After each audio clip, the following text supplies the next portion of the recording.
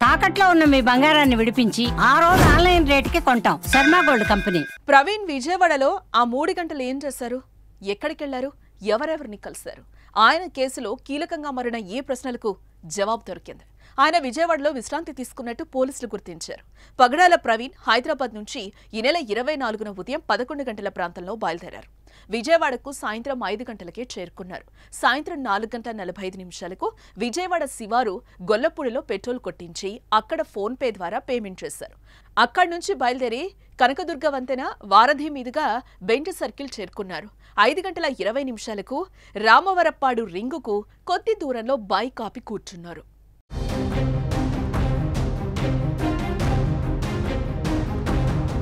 ఇది గమనించి అక్కడికొచ్చిన traffic SI Subbarao అతనికి తాగునీరిచ్చి పక్కనున్న పార్కులో కూర్చోపెట్టారు. తాను హైదరాబాద్ నుంచి రాజమహేంద్రవరం వెళ్తున్నానని ప్రవీణ్ ఎస్ఐకి చెప్పారు.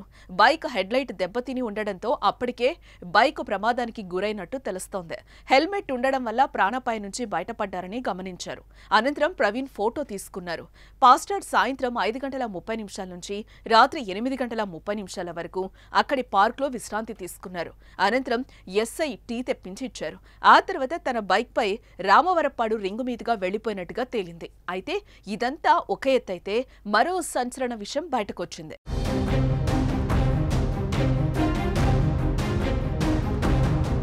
పగడాల ప్రవీణ్ ఓ వైన్ షాప్ లో మద్యం కొనుగోలు చేసినట్టుగా ఓ వీడియో వైరల్ అవుతోంది. ఆయన హెల్మెట్ తోనే వచ్చి మద్యం కొనుగోలు చేసినట్టు దానిలో కనిపిస్తోంది. రాత్రి 10:10 సమయంలో ఆయన మద్యం కొనుగోలు చేసినట్టు ఆ వీడియోలో కనిపించగా దానిపై స్పష్టత రావాల్సిందే. మద్యం కొన్న తర్వాత ఆయన నిజంగానే సేవించారా, మద్యం సేవించి బైక్ నడిపారా అనే దానిపై పోలీసులు అధికారికంగా క్లారిటీ ఇవ్వాల్సిందే.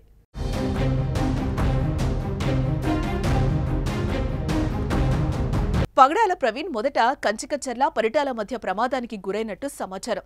బైక్ అదుపు తప్పి పడిపోవడంతో బైక్ హెడ్లైట్ పగిలిపోగా సేఫ్టీ రాడ్స్ వంగిపోయాయి. ప్రవీణ్ చేతులకు గాయాలయ్యాయి. అయితే వీటిపై పోలీసులు అధికారికంగా ప్రకటన చేయాల్సింది. ఆయన మద్యం మత్తులో బైక్ నడిపి ప్రమాదానికి గురయ్యారా అన్న దానిపై క్లారిటీ ఇవ్వాలి.